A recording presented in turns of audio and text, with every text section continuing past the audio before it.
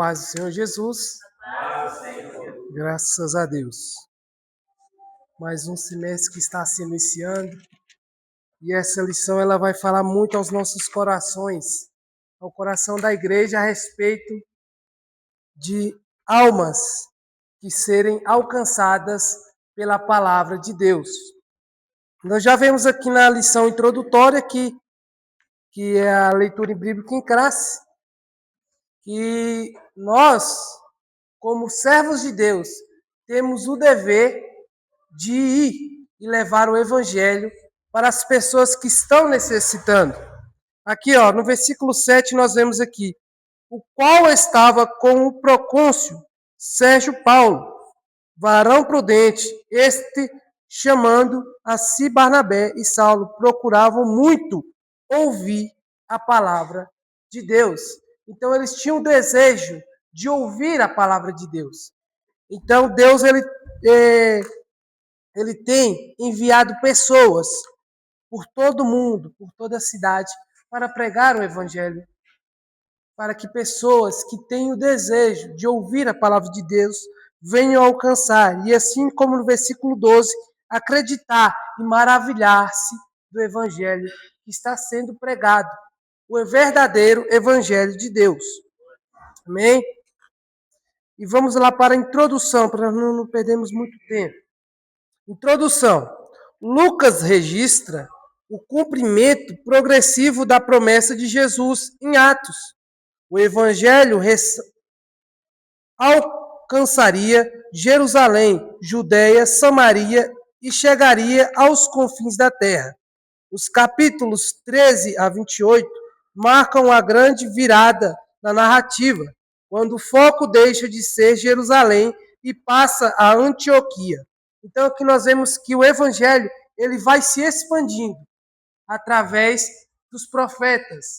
Então ela passa a ficar só em Jerusalém e vai até Antioquia. Nós vamos aprender que Deus ele trabalha não só no meio da igreja, mas o seu maior desejo para que o mundo venha ser salvo é que esse evangelho saia através dessas portas e alcance vidas além dos que já estão aqui. Amém, irmãos? Conte aqui, Onde que eu parei, meu Deus? Dessa igreja, caracterizada por diversidade, sensibilidade espiritual e prática missionária madura, que o Espírito Santo convoca Paulo e Barnabé para a evangelização dos gentios. A partir desse ponto, o ministério de Paulo torna-se central e o Espírito é mostrado como o verdadeiro condutor da expansão cristã. A missão gentílica nasce, portanto, não como estratégia humana, mas como resposta ao chamado direto do Espírito para alcançar as nações. Então nós vemos aqui, irmãos, o quão grande o Espírito Santo de Deus ele é nas nossas vidas. O quão grande ele é para nos preparar para alcançar vidas na sociedade em que vivemos. Eu fiz algumas pontuações aqui a respeito de cada tópico. Os irmãos prestem bem atenção, porque isso é de muita importância para a nossa vida cristã. Para que nós, como cristãos, venhamos aprender e nos preparar para pregoar o evangelho de Deus, o evangelho de Cristo. É do menor ao maior. Amém? Então, os irmãos prestem bem atenção nessa lição, porque essa lição ela vai nos ensinar muito a respeito do nosso dever como cristãos, como igreja de Deus. Primeiro tópico, o nascimento da missão gentílica. A Antioquia, um centro escolhido por Deus. Fundada por o século Nicator, em 300 a.C., a Antioquia da Síria tornou-se a terceira maior cidade do Império Romano, atrás apenas de Roma e Alexandria. Culturalmente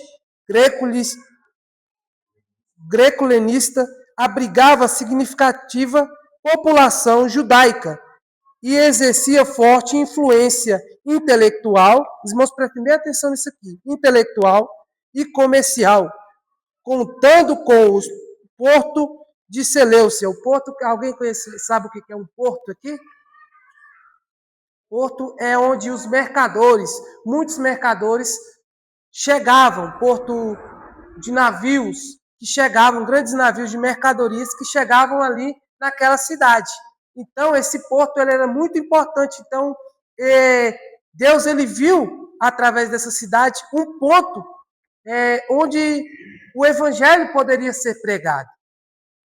Nós vemos hoje muito nas nossas caminhadas, o pastor mesmo, ele vê um ponto estratégico como o evangelho pode ser pregado. Muitas das vezes eu me deparo com meu pai, que é o pastor, falando, eu vou ali naquela praça, que aquela praça hoje está cheia de gente.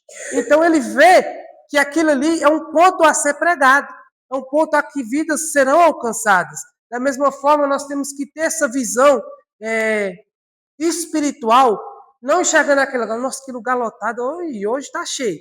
Pronto, acabou. Não, nós temos que enxergar aquilo como almas que estão serão alcançadas pelo Evangelho. Foi isso que Deus viu naquela cidade.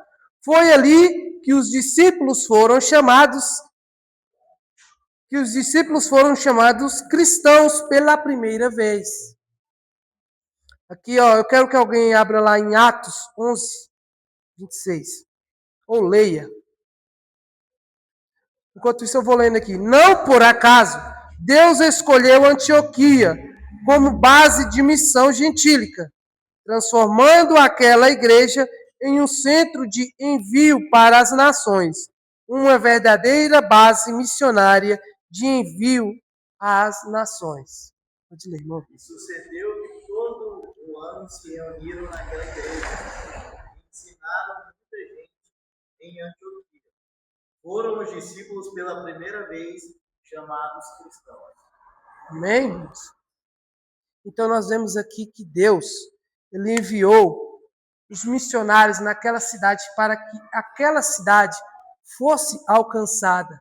Muitas pessoas fossem alcançadas. Porque Jerusalém, aqui ó, aqui um ponto A, no primeiro subtópico aqui, a Antioquia, um lugar escolhido por Deus, um lugar estratégico, uma grande cidade. Eu quero que o irmão Felipe leia lá em Isaías 55, 8, 9, mas por enquanto eu vou ler isso aqui.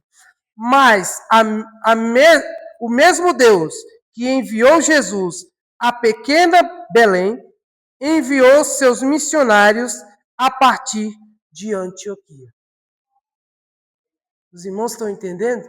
O mesmo Deus que enviou Jesus à pequena cidade, é uma pequena cidade chamada Belém, para que ele pregasse o evangelho, porque Jesus ele pregou o evangelho. Nós vemos a partir do Novo Testamento que nós vemos que nosso Jesus, aonde ele passava, ele pregava o evangelho.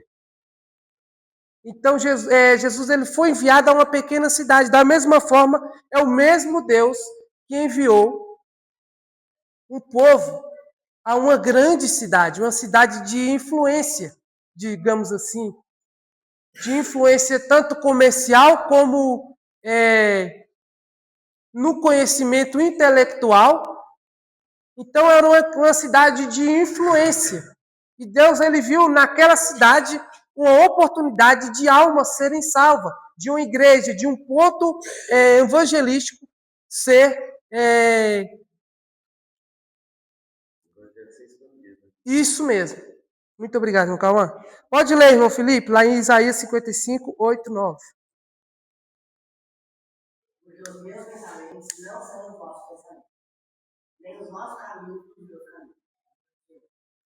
Porque assim como os céus são mais altos que a terra, assim são os meus caminhos mais altos que os vossos caminhos. Os meus pensamentos mais altos. Amém?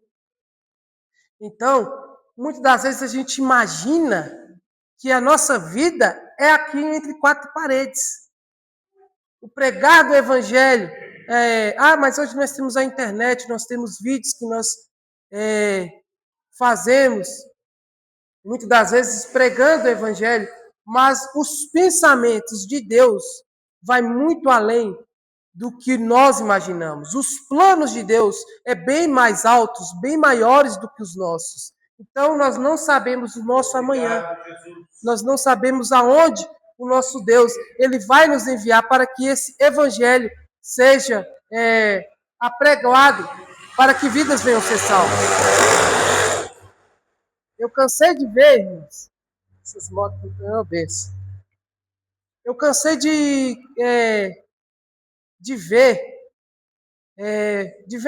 participar. Quantas vezes que a minha família se mudou de um lugar para o outro. E os nossos planos, muitas das vezes, eram outros. Por quê? Porque Deus ele tem planos na vida de pessoas para serem alcançadas. O que nós estamos estudando nessa lição hoje, e ao decorrer da lição do semestre, nós vamos entender que Deus ele tem um plano para vidas serem alcançadas. É o evangelismo. É a salvação de almas. Os irmãos estão compreendendo isso aqui? No trabalho, no colégio. Deus tem um propósito. Nós vemos muito a obra missionária sendo aqui mesmo no nosso meio. Nós vamos, ao decorrer da lição, nós vamos ver que nós somos, graças a Deus, não é porque nós congregamos aqui ou que eu congrego aqui, mas eu vejo que, graças a Deus, tem pessoas que se dedicam no evangelismo, diretamente ou indiretamente.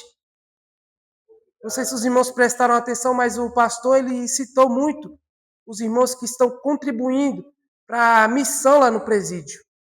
Isso é contribuir com a missão, com o evangelismo. Ali é uma evangelização.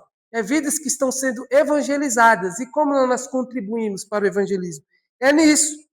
É entregando, muitas das vezes indiretamente, algo que vai contribuir para que aquele trabalho vá para frente.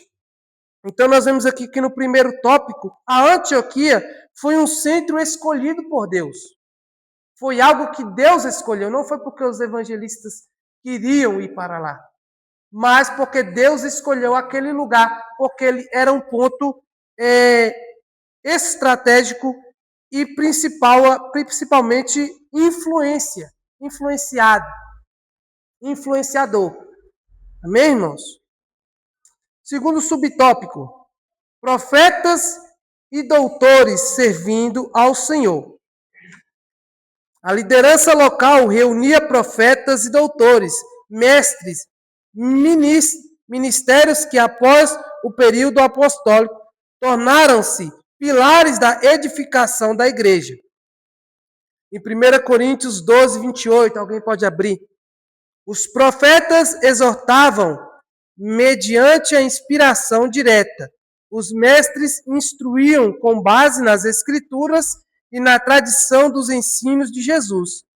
Durante o serviço ao Senhor, marcado por oração e jejum, o Espírito falou à disposição desses líderes em buscar a vontade divina, revelar uma comunidade madura, centrada em Deus e apta a decidir o propósito do Espírito para além das necessidades locais. Então, eles foram preparados para isso. Deus, ele prepara, o Espírito Santo, ele prepara como? A pastora pode falar. No jejum, na oração. E eles se dedicavam em falar, em fazer aquilo que Jesus fazia. A palavra.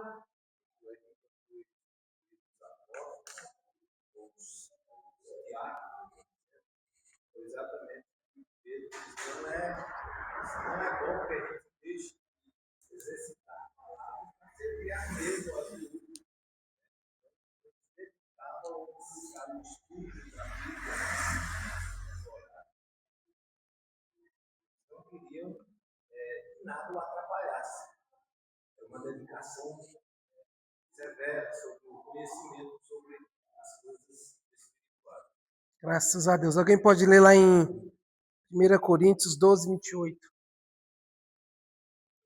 E a uns pôs Deus na igreja, primeiramente apóstolos, em segundo lugar profetas, e em terceiro doutores, depois milagres, depois dons de cura, socorros, governos, variedades de línguas. Amém? A um, Deus deu o discernimento. A um deu dom de línguas, dom de curas. Então Deus, ele separa cada um para a sua função. Deus, ele trabalha de forma de que ninguém fique de fora da obra de Deus. Então cada um tem a sua função. Nós precisamos entender, irmãos, aqui, ó, profetas e doutores servindo ao Senhor. Não é porque eles eram os maiorais, não é porque nós somos, não é porque eu posso.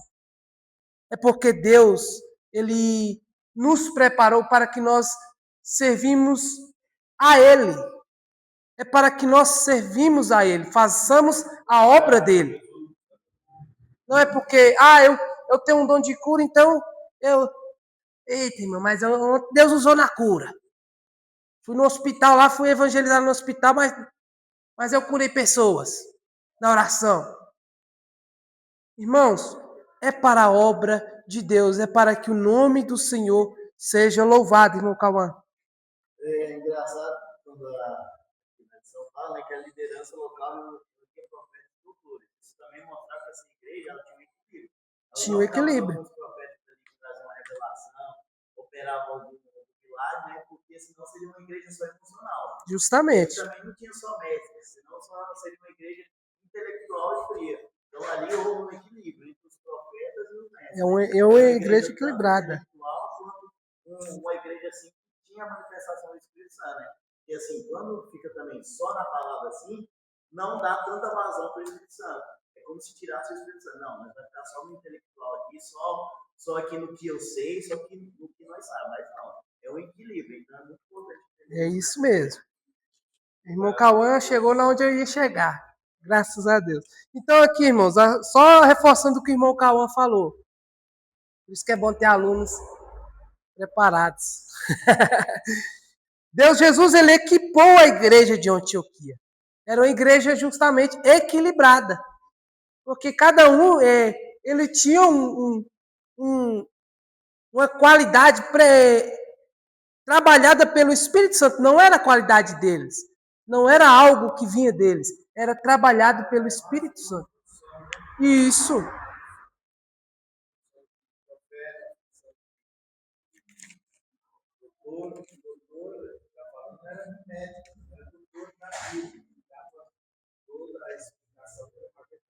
Justamente. Lá em Efésios, eu quero que a pastora leia para nós. Efésios 4:11.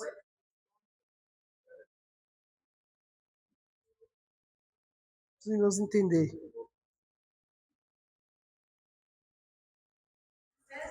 4:11.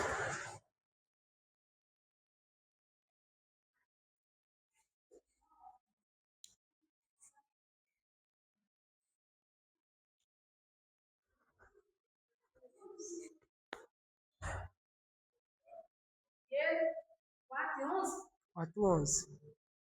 E ele designou alguns para apóstolos, outros para profetas, outros para evangelistas e outros para pastores e mestres. Amém? Só reforçando. A Bíblia, ela é maravilhosa, irmãos, quando você começa a entender ela pelo Espírito Santo.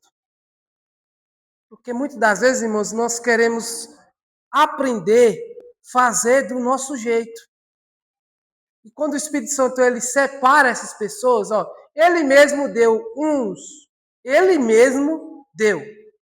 uns para apóstolos, outros para profeta, outros para evangelista, outros para pastores e doutores. Doutores esse que, como o nosso pastor falou, doutores da palavra, que tinham um conhecimento intelectual bíblico para fazer a obra de Deus naquela igreja. Então ela era uma igreja assim equilibrada, era uma igreja preparada para aquela ocasião. Então até aqui os irmãos estão compreendendo, né? O primeiro subtópico, primeiro tópico. Terceiro, a separação de Paulo e Barnabé.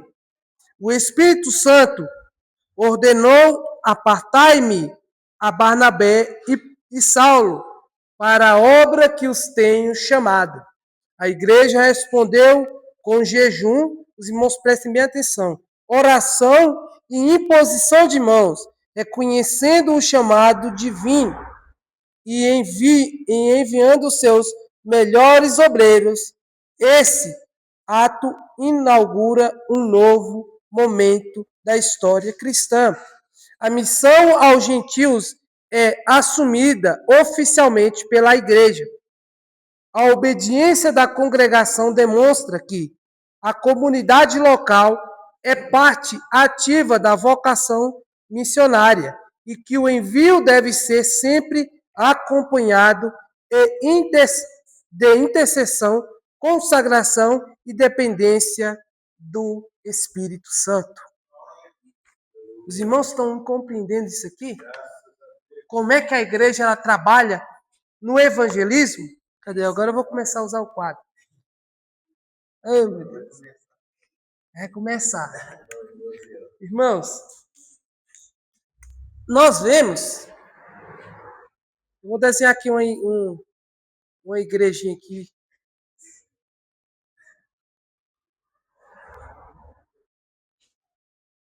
Nós estamos aqui. Deus, ele trabalhava até um certo momento nesse local. Quando ele falou, apartai-vos, ó. Aqui, ó. Apartai-me a Barnabé e Saulo. O que a igreja compreendeu? Isso aqui é uma igreja de Macabeu. Apartai-me Barnabé e Saulo. O que a igreja ela fez? O que a igreja fez, irmãos? Nós acabamos de ler.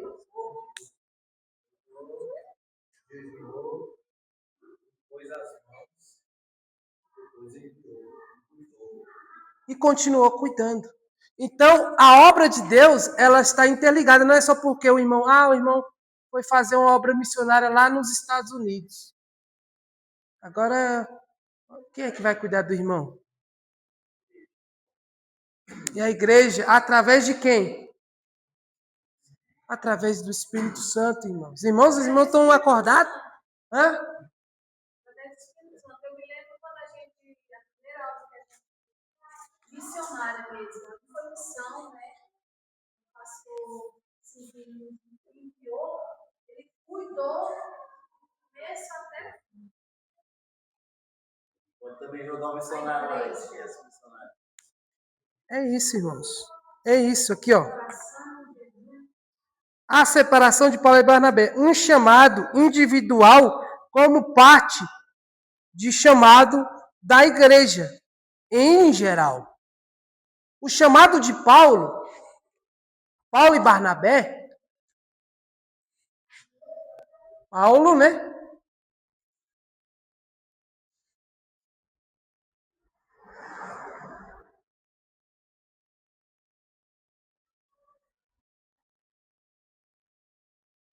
Era um chamado individual entre os dois, não era? De Deus entre os dois. Mas, indiretamente, quem é que estava interligado a esse chamado? A igreja. A igreja em si estava interligada a esse chamado. Então, o chamado, irmãos, por mais que Deus ele chamou o pastor para uma obra missionária, ou o irmão Felipe para uma obra missionária, nós estamos interligados. Esse chamado também é para nós. Os irmãos estão compreendendo aqui, ó, que aqui, ó, a obediência da congregação demonstra que a comunidade local é parte da vocação missionária, que o envio deve ser sempre acompanhado de intercessão, consagração e dependência do Espírito Santo. Não adianta a gente sair, abrir os peitos e sair, eu vou pôr uma obra missionária e pronto, acabou. Agora deixa comigo. Não. Tem que ter a dependência do Espírito Santo. Isso aí é muito importante, você falou, né? Não é arregaçar as mangas e ir lá de qualquer jeito. Não é. Tem que ter um reconhecimento da igreja. Eu falou assim, um cara chegou e disse, eu quero ser pastor. Aí o cara falou, mas sua família reconhece isso? Ele, não. Ele falou, sua igreja reconhece que você tem que ser pastor? Ele, não. Então ele falou assim, então você não está funcionando. Aí você está criando na sua cabeça, porque a igreja tem essa autoridade dada por Deus para reconhecer. Não, peraí, o Israel tem ali um jeito de pastor, cuidar dele, uma forma como ele prega. Ele tem ali uma vocação realmente para pastor. Então a igreja vai reconhecer isso. Tanto é que Paulo e Barnabé eles foram reconhecidos, né, como os melhores. Isso mesmo. Pela igreja. A igreja reconheceu, peraí, esse camarada aí tá bem. Paulo, poliglota, Barnabé ali teve um conhecimento grande nas escrituras. Então eles olharam ali e falaram, vamos mandar esses caras para lá e esses caras vão levar o evangelho. Justamente. Então, o autor da lição está dando ênfase nisso.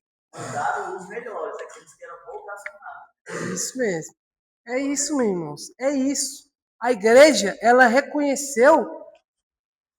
Por que eles reconheceram? É porque eles se mostravam ser? Não, porque eles estavam interligados, eles estavam conectados espiritualmente. Então, irmãos, eles não fizeram distinção de pessoas. Eles escolheram simplesmente aqueles que estavam preparados para aquele momento, para aquela obra. Se as coisas não andarem junto com o pastor, viram na bagunça.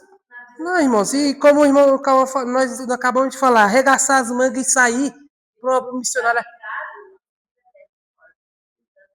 Justo. Nós vamos aprender mais na frente, nós vamos voltar nesse mesmo tópico para os irmãos entenderem depois como é que Deus trabalha na obra missionária. Não é uma obra minha. Não é um plano meu. Pode falar, pastor. Se o pastor tem um chamado, o irmão, o obreiro tem um chamado. Deus, ele escolheu para uma obra específica, mas ele tem a esposa. Se a esposa não concordar, ou até mesmo ela não aceitar esse chamado, o chamado do pastor é enterrado. Se ele não se posicionar com o Espírito Santo, não pedir direção, ele não vai à frente, porque assim, se a esposa falar, não, eu não vou, então ele vai escolher ou a esposa, ou a família, ou o chamado de Jesus, o ídolo de Jesus. Então nós temos, como esposa, nós temos o poder de fazer o nosso esposo crescer espiritualmente e também derrubar. Irmãos, esse negócio de chamado, ele pega muito no nosso... porque eu sempre, desde pequeno, minha mãe e meu pai me conhecem, eu tive um sonho de lutar, né? Desde pequeno. E quando eu consegui isso, também teve a ação do Espírito Santo na minha vida. Por quê? Porque eu tinha uma luta marcada para agora mesmo, no mesmo dia do congresso. Aí eu fiquei assim e comecei a perguntar para minha mãe o que eu vou fazer, como é que vai fazer. Eu luto mais cedo, eu marco a luta mais cedo? Não. E fui para o serviço desse jeito. Depois eu cheguei em casa, conversei com o treinador, com o dono do evento, e falei, não tem como por conta disso. Pedi perdão e tudo. Por quê? Porque a gente tem que colocar, por mais que vai doer, porque doeu em mim, você tem que colocar o Espírito Santo e não ficar com isso na cabeça assim, mas eu deixei. A gente tem que deixar e Deus vai trabalhando. Já estou mais tranquilo, já estou tranquilo. Por quê? Porque eu... Não. Isso. ia doer mais em mim. Então, irmãos, é isso. A igreja ela tem que estar conectada. Pode falar, pastor?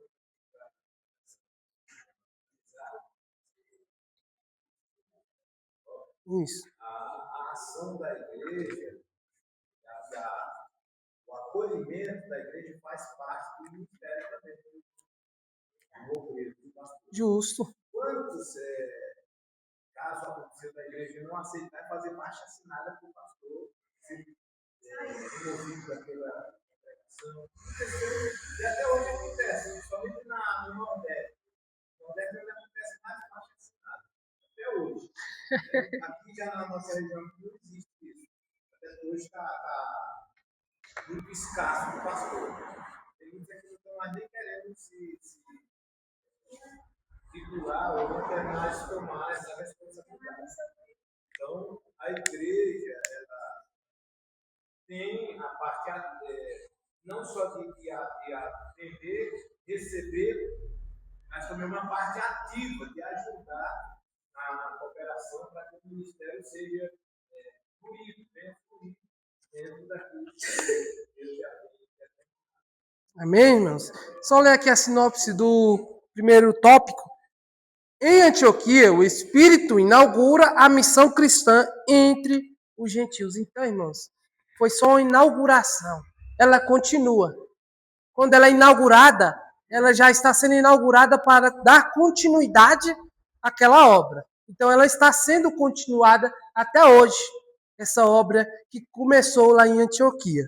Amém, irmãos? Vamos lá para o segundo tópico, o Espírito Santo e a obra missionária. Agora nós vamos ver aqui mais a respeito que o nosso Espírito Santo está trabalhando no nosso meio. O Espírito que conduz a missão. Nós já falamos sobre isso, nós só vamos reforçar. O Espírito que conduz a missão. O livro de Atos pode ser chamado com justiça de Atos do Espírito Santo. Os irmãos compreenderam, né? O livro de Atos, muitos pastores já costumam falar isso. Abram lá no livro de Atos do Espírito Santo. Já ouvi. Então aqui, ó, Atos do Espírito Santo. É ele quem inspira, dirige, separa e envia os missionários à missão. Não nasce da criatividade humana, como nós falamos aqui, irmã Marisa. A missão ela não nasce da criatividade humana. Até porque se dependesse do ser humano, não existia missão. Nem igreja. Então, a missão não nasce da criatividade humana, mas da vontade soberana do Espírito. Sem o poder do Espírito, até os apóstolos permaneceram retraídos com o Pentecostes, tornando-se proclamadores ousados da fé. Assim, toda iniciativa evangelizadora autêntica é fruto de oração, de ação do Espírito no coração da igreja. Então, assim toda iniciativa evangelizadora, é ato do Espírito Santo. Amém, irmãos? Aqui, ó, a separação do... Cadê? Aqui, ó, o Espírito que conduz a igreja. O Espírito que falou aos missionários fez a missão conhecida à igreja. O Espírito que falou aos missionários fez o chamado e a missão conhecidos à igreja. Como assim? Vamos ver lá em Atos 13, 12. Diz aqui. Vai lá em Atos 13, 12. Nós lemos lá na leitura em classe.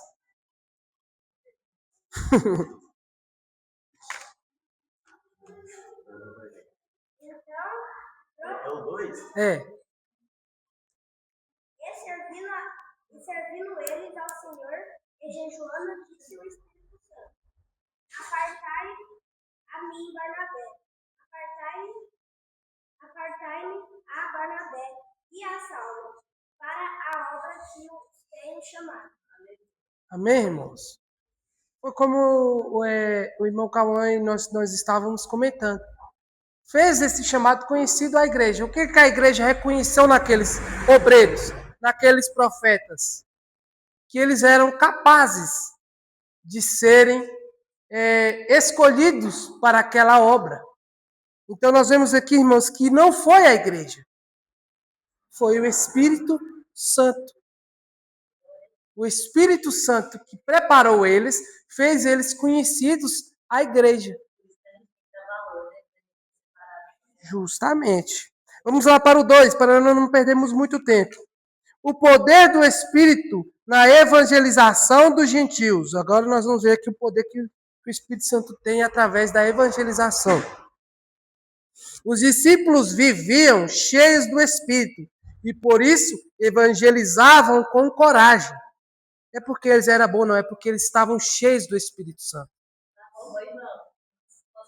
Pode. Eu lembro quando o pastor me chamou para dirigir um círculo de oração. Aí eu falei para ele assim, meu Deus, é dirigir círculo de oração. Quem dirige o círculo de oração tem que estar em constante oração. Aí eu falei, Jesus, meu Deus, me ajuda. Aí o Espírito Santo começou, sabe? Me dar força para mim orar, assim, ter aquele momento, né? Prazeroso com Deus, com o Espírito Santo. Porque pensa, gente. Eu sou dirigente de um ciclo de oração e oro. Eu falei, misericórdia de mim, Jesus. É desse jeito que o Espírito Santo trabalha, irmãos.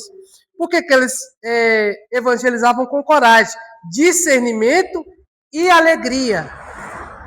E alegria, você tem alegria, prazer naquele momento. Não é porque você é obrigado a fazer aquilo. Eu sou cristão, eu tenho que evangelizar. É por isso que eu evangelizo. Não, é porque você tem prazer em evangelizar. É porque você tem prazer de falar das boas novas, daquilo que Jesus já fez na sua vida e que ele pode fazer na vida de qualquer pessoa. Isso também está muito ligado ao que aconteceu lá em Atos 8, né, do revestimento do Espírito Santo. Justamente. O Espírito Santo revestiu eles, porque Pedro estava com medo, os discípulos estavam com medo após a morte de Jesus, né? Eles viram lá e falaram, Jesus, a gente estava pregando o evangelho, foi morto. Se nós continuarmos pregando esse evangelho, não vai acabar sendo morto também.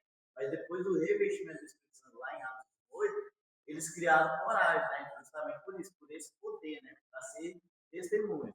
Aí depois daí eles não ligaram mais. É por isso que eles apanhava e falava, vocês falar de novo, pregar essa palavra de novo, vocês vão apanhar, vão morrer dessa vez. Eles falaram, mas nós não pode parar de falar essa palavra.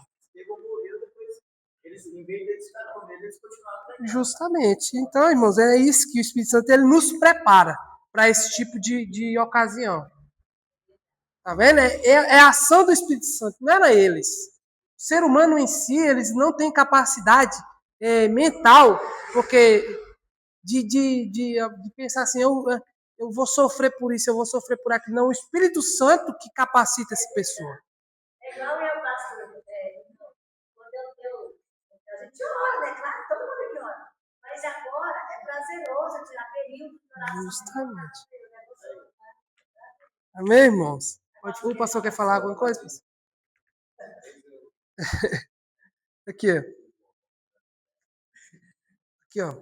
O batismo no Espírito Santo lhes deu o poder para testemunhar de Cristo, como o irmão Calma falou aqui já sobre o batismo. O irmão Calma sempre se adiantando. Lhes deu o poder para testemunhar de Cristo e eficácia em sua mensagem. Essa unção não apenas fortaleceu a pregação, mas também conferiu autoridade espiritual para enfrentar resistências, realizar sinais e consolidar igrejas em diversos povos e regiões. A expansão registrada em Atos de 120 discípulos, a multidão ressaltando o direito dessa obra sobrenatural. Amém, irmãos? Pode falar, pastor.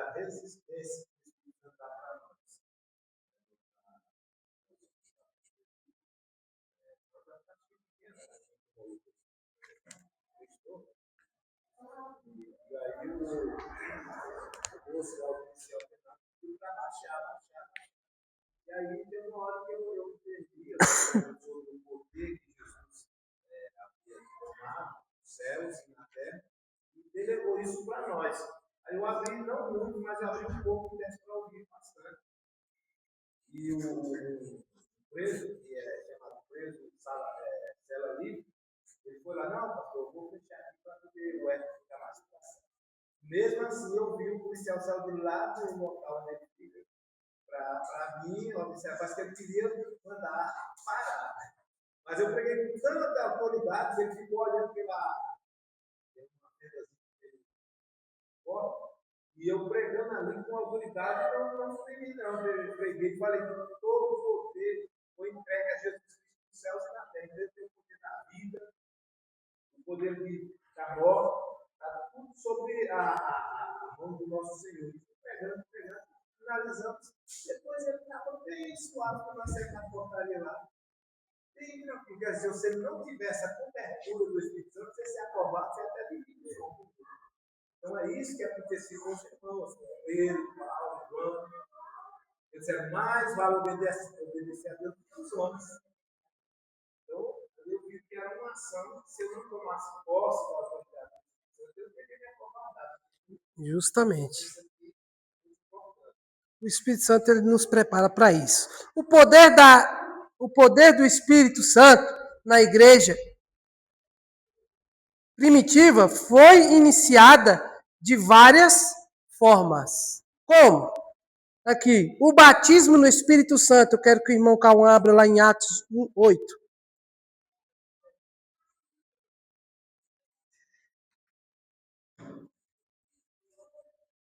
Atos 1:8.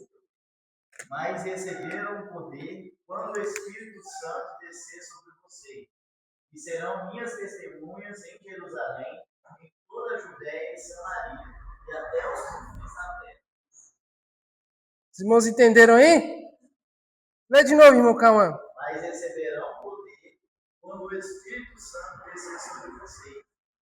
E serão minhas testemunhas em Jerusalém, em toda a Judéia e Samaria, e até os confins da terra. Receberão poder, irmãos. É poder, pastor. O que o pastor falou aí é poder do Espírito Santo. Os jovens aí que já tiveram a fantasia de ser um super-herói, o poder do Espírito Santo faz isso. Amém, irmão Davi? Aqui, ó. Segundo, coragem e ousadias. Irmão Lucas, lê lá em Atos 4, 29 ao 31. Atos 29 ao 31. Coragem e ousadia. Agora, por isso, ó Senhor, olha para as suas crianças que conservam teu servo e falem com toda ousadia a tua palavra. Pode escrever a tua mão para curar, para que se façam sinais e prodígios. Prestem atenção. E tendo orado, trouxe o lugar em que está dormindo. Todos foram cheios do Espírito Santo, denunciaram com ousadia a palavra. Amém, irmãos? Ousadia, coragem.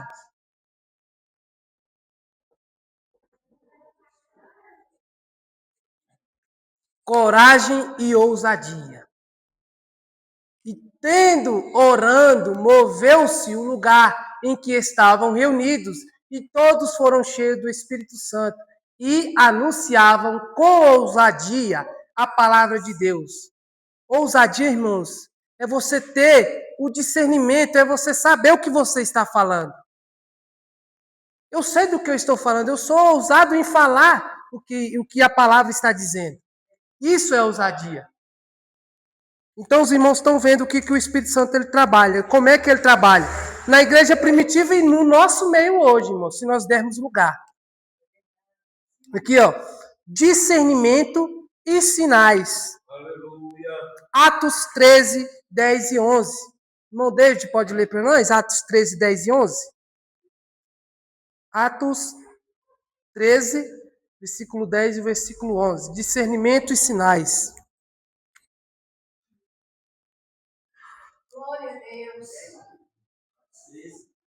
10 e 11.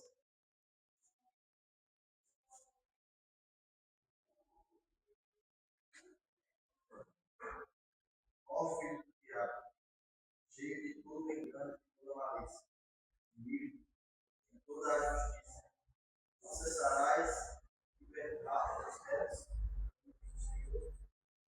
Diz aí, pois agora para ti, ficarás cego, sem ver o sol por algum tempo. No mesmo instante, a escuridão e as trevas caíram sobre ti. E andando à roda, buscava quem ficasse pela mão. O que é isso, irmãos? O que ele discerniu? Primeiro ele discerniu. O que ele discerniu?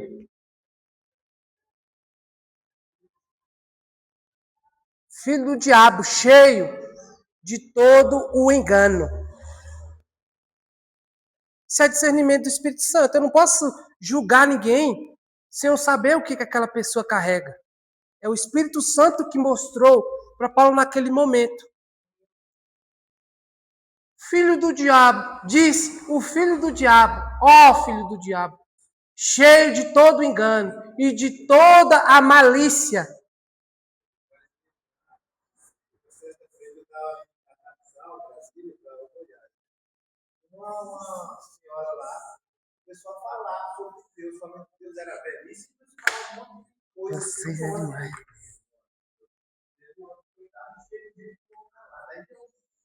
Eu levantei e falei, está tudo errado. Eu disse que Deus ele se renova cada manhã. E comecei a falar na Bíblia assim. Aí eu falei, é verdade. Mas era calor assim. Foi desmentida pela palavra. Eu não chamei ela de filho do diabo, mas eu vi que era o diabo falando na boca dela. E aí ela foi vaiada pelos passageiros. Eu ministrei a palavra ali, você tem que ficar fora, no espírito embora. Houve um silêncio. Eu sei mesmo que o senhor não se controlou. Então, irmãos, é isso. Eu já tive uma experiência. Não, uma coisa que, assim, pra mim foi uma coisa assim, do outro mundo, né? Eu nunca tinha, mas foi a única vez. Na outra igreja lá na Salém, a gente estava orando, no tipo de oração, falando em línguas, aí eu comecei a falar em línguas.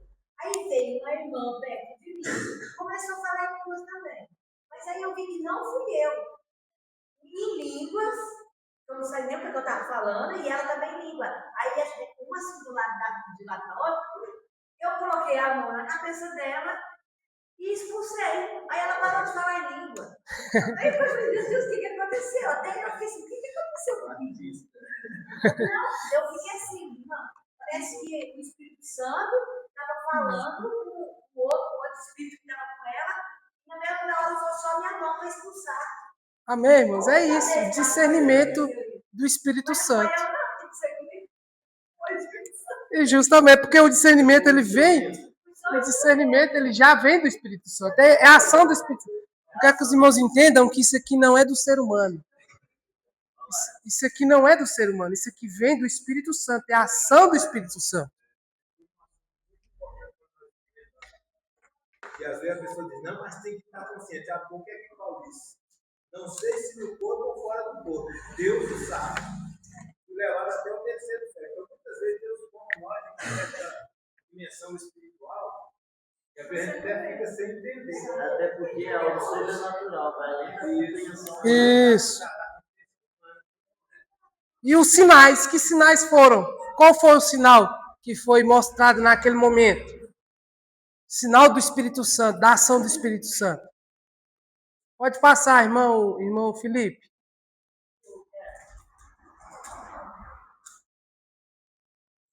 O versículo 11. O versículo 11 mostra o quê? Que irmão David leu. Eis aí, pois, agora contra ti a mão do Senhor, e ficarás cego, sem ver o sol por algum tempo. E no mesmo instante, a escuridão e as trevas caíram sobre ele, e andando à roda, buscava a quem o guiasse pela mão. Isso é um sinal. Isso é um sinal de que Deus estava com ele naquele momento. Não foi para poder eu tenho o poder de deixar tu cego, não. Foi um sinal de que Deus estava com ele. Assim como ele usou Elias também para fazer fogo descer do céu. Amém, irmãos? Que Deus continue nos abençoando e nos dando sabedoria para trabalhar na obra dele. Evidências da ação missionária do Espírito. Vamos lá para o terceiro subtópico. As primeiras viagens missionárias mostram a clara intervenção do Espírito. Portas se abrem, vidas são transformadas, e igrejas são plantadas, apesar de perseguições. Em Pafos, o confronto entre Paulo e Elimas não é apenas um episódio de oposição, mas uma demonstração que a luz do Evangelho prevalece sobre as trevas. A conversão do procônsul Sérgio Paulo revela que nenhum nível social está além do alcance de Deus. A missão avança porque o Espírito autentica a mensagem e confirma a autoridade dos enviados. Os irmãos entenderam, né? A missão avança porque o Espírito autentica a palavra e confirma a autoridade dos enviados. Foi dito aqui agora o pastor falando a respeito do som. E se ele tivesse parado pelo seu, assim como ser humano, ele não vamos parar por aqui. Mas o Espírito Santo estava naquele momento, então ela foi avançando até chegar ao final, até terminar. Então, é desse jeito que o Espírito Santo trabalha. Sinopse: o Espírito Santo conduz os seus e sustenta a expansão missionária da igreja. Amém?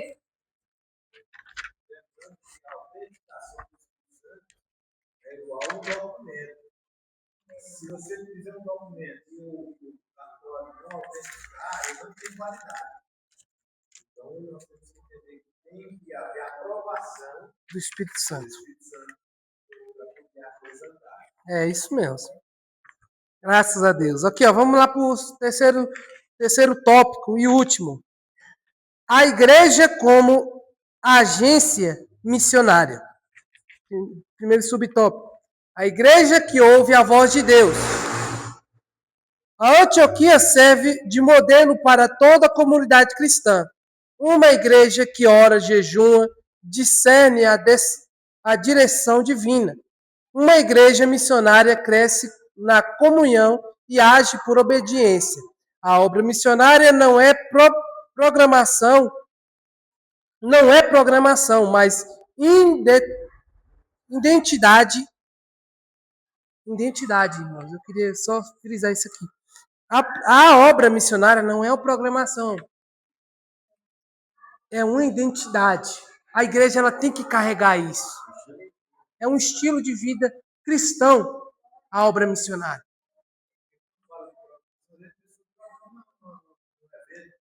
Uau! É uma coisa como se fosse Deus. Isso. A obra ela tem que ser contínua. Justo. Todos os dias. Até a noite. E hoje você tem que estar preocupado com essa Justamente. Não, eu vou.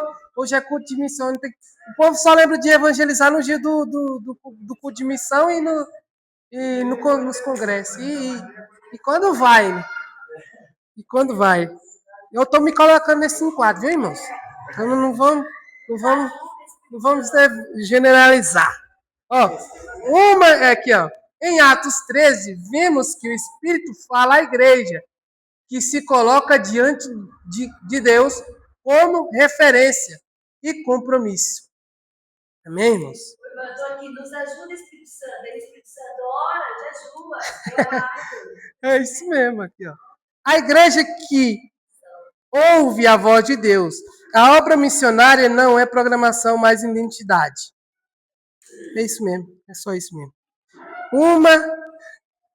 Aqui, ó. Segundo subtópico, uma igreja que envia e sustenta seus missionários. Mais uma vez, a ligação entre a igreja e os missionários. Aqui, ó. A imposição de mãos sobre Paulo e Barnabé mostra que a igreja participa ativamente do envio no retém dos seus melhores servos. Mas os consagrar ao propósito eterno, sustentar, interceder e acompanhar aos missionários é parte inseparável da convocação eclesial. Assim como a Antioquia se tornou um centro de envio, cada igreja local é chamada a tornar-se base de operação para que o evangelho alcance novos povos e culturas. Nós vemos aqui, ó. Cadê, meu Deus? Nem eu estou entendendo minha letra. Ó. É dever minha e sua participação. A minha? Qual é? Aqui, isso é uma pergunta, é isso mesmo. Eu estava tentando entender. Qual tem sido a minha e a sua participação na obra missionária? Nós acabamos de falar. Para nós refletir. Qual tem sido a minha e a sua participação? O Misael e os irmãos aqui, ó. Vou desenhar os irmãos mais feinhos. Qual tem sido a minha e a sua participação nessa obra missionária aqui? É para nós refletir, irmãos.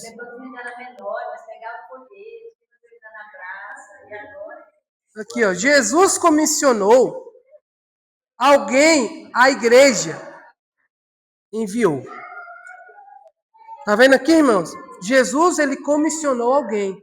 Deus, ele comissionou alguém. E a igreja enviou. É o Espírito Santo. O que eu e você estamos fazendo?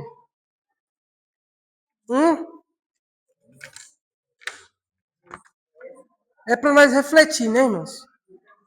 Que nós venhamos aprender a participar.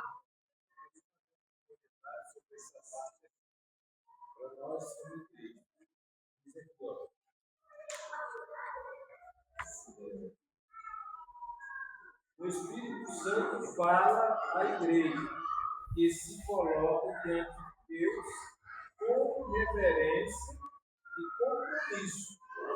O Espírito Santo é aquele que não fala lá no profundo, você tem que fazer alguma coisa, você tem que levar a mensagem. Só porque aí a gente entra naquela. O próprio Deus diz assim: se hoje ouvires a voz do Espírito Santo, endureçai o vosso coração. Porque cada vez que a gente o Espírito Santo fala, a gente vai endurecendo, chega um tempo que evangelismo para nós não faz mais sentido. Ganhar algo para nós já não é mais o objetivo da igreja. Então é porque nós endurecemos o coração para essa parte. O Espírito Santo sempre fala. Quando o Espírito Santo falou com a igreja, ele já tinha em primeira mão ia orar e jejuar e puseram as mãos e mostraram ali a bênção da liberação. Justamente. Então, esse ponto é bom nós observar que o Espírito Santo sempre vai estar falando conosco, no individual e no coletivo. Amém, irmãos? É pra cá, Caio. Você que é o pastor Zé Alcântara. Mas é pra cá, Caio. Tá me vendo aqui? Ó. Uma igreja que cumpre a grande comissão. A ordem de Jesus permanece. Ir pregar, fazer discípulo e alcançar as nações. No mundo ainda há povos que nunca ouviram o evangelho. Como ouvirão se não há quem pregue? E como pregarão se não forem enviados? O Espírito continua chamando homens e mulheres para essa obra. E cabe, como o pastor falou, o Espírito Santo continua incomodando gente, como continua chamando pessoas. E cabe à igreja atender ao chamado como prontidão oração, recurso e disposição para ir. Não endurecendo o coração, assim como foi dito. Ó. Como ouvirão se não há quem pregue? Em Romanos 14. Deixa eu ver aqui. Pastor, pode ler para nós, pastor? O pastor já está com o negocinho. Já foi dito, né? Na verdade. Como ouvirão se não há quem pregue? Como, pois, ouvirão aqueles em quem não creram? E como crerão naquilo de que não ouviram? E como ouvirão se não há quem pregue? Amém, irmãos? Como é que eu vou começar a crer em algo que eu nunca ouvi falar? Então, irmãos, tem pessoas, até no nosso trabalho, no nosso colégio, que nunca ouviram falar de Deus. Por incrível que pareça. Tem pessoas que não têm essa ligação com a palavra de Deus. Então, como eles vão ouvir se não tem quem pregue? Então, nós precisamos ser esse alguém que prega a mensagem, que prega o evangelho, que fala das boas novas, para que vidas venham ser alcançadas, em nome de Jesus. É no nosso trabalho, é onde a gente estiver, irmãos. Quando a gente tiver uma oportunidade, esses dias mesmo, Deus deu um... Sabe como é que fala? Gatilho. O famoso gatilho. Estava no meu trabalho esses dias e estavam comentando a respeito de... Porque, irmãos, você está no meio de pessoas que não têm o temor de Deus, você vai escutar coisas e vai ouvir ações, vão ver coisas que você vai ficar assim, não, mas por que isso? Por que as pessoas são assim? E estavam falando pessoas casadas, homens casados, mulheres casadas, falando a respeito de trair um ao outro. E falando isso, foi um gatilho naquele momento, porque eles me veem, irmãos, aqui, muitas vezes eles acompanham os vídeos e falam, eu vou perguntar para o Misael, porque o Misael ele é professor, o Misael ele prega, ele faz isso. Vamos perguntar para ele o que é que ele acha disso. E aí, como é que a gente vai estar nesse momento? Então nós temos que ter a palavra, nós temos que ter a ousadia do Espírito Santo. E eu fui pregando ali naquele momento, e eu falei, Senhor, o Espírito Santo me colocou nesse momento agora aqui, para mim estar aconselhando essas pessoas do que está certo e do que está errado nessas palavras. E eu fui falando e pregando, e vem os questionamentos. Mas e se a pessoa faz isso e você se dedica em tal coisa e a pessoa faz isso, o que acontece? Eu falei, mas e se Jesus pensasse da mesma forma? Já pensou se Jesus pensasse da mesma forma? E fui falando, então, irmãos, e eles ficaram ouvindo e refletindo, realmente é dessa forma mesmo. Então nós temos que ter, irmãos, ser essas pessoas que trazem a palavra para o meio da sociedade que ainda não conhece, que não tem o discernimento do Espírito Santo. Então nós temos que estar preparados. Jovens, estejam preparados no meio dos seus colegas. Carreguem a palavra com vocês. No trabalho, irmão David, no trabalho, carrega a palavra junto contigo. Pastor Fabiano, Pastor Nilton, no nosso trabalho, né, irmão? Não achar engraçado. Não é achar engraçado, é você ter... Porque Deus, ele ama, nós temos que entender como Jesus nos entende. Deus, ele nos ama, mas ele odeia o pecado. Você também tem que odiar o pecado. Mas como é que eu vou odiar o pecado? É você odiar o pecado, aquilo que é errado. Então, irmãos, tirar isso da sua vida. Amém? Conclusão, para nós terminar. Essa lição, se dependesse de mim, nós ia ficar um bocado aqui, viu? Conclusão, a missão entre os gentios começa com oração, jejum e sensibilidade. Não é só você ter a palavra também, não. Você tem que jejuar e ter sensibilidade do Espírito Santo. Jejuar.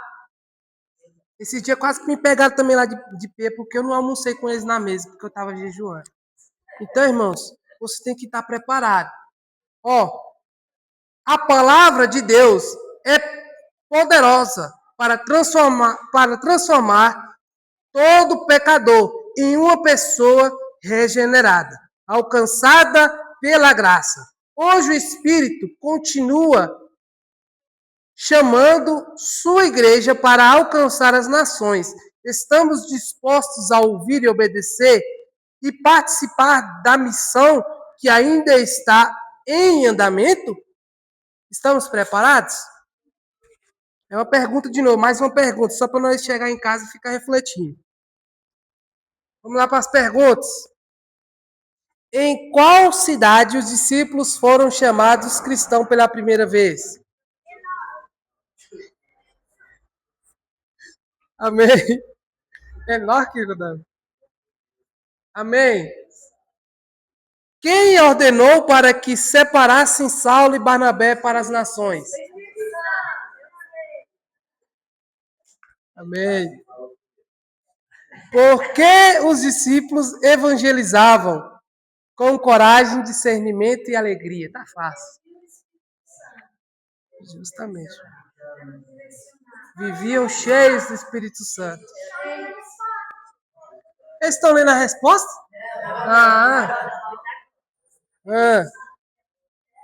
Quais evidências mostram... Aqui, ó. Quais evidências mostram a clara intervenção do Espírito nas primeiras viagens missionárias? Salvação de almas, operações. Isso. Tem mais, né? Mas isso aí faz parte. Portas se abrem, vidas são transformadas. Salvação de almas. Não deixa de ser isso. Igrejas são plantadas apesar das perseguições. 5. Por que a Antioquia serve de modelo para toda a comunidade cristã?